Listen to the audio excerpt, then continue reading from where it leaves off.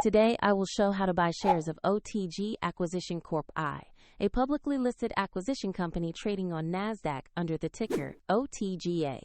This is an educational overview and not financial advice. To buy shares, you will need a brokerage account. I will use eToro as an example to demonstrate the steps. After registering, you must verify your account, usually with an ID document, and add funds to your balance. Use the platform search bar and type the ticker OTGA to find the stock listing. Confirm you select the correct NASDAQ entry for OTG Acquisition Corp I.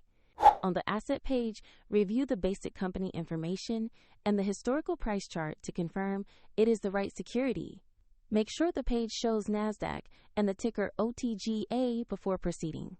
Click Invest, choose the amount you want to buy, review the order details, and confirm to submit the trade. If the market is closed, your order may execute when it reopens, and if you do not have enough funds, the platform will prompt you to add money before confirming. You will see your position appear in your portfolio once the trade is filled. Find the eToro link in the description if you want to open an account and follow these steps.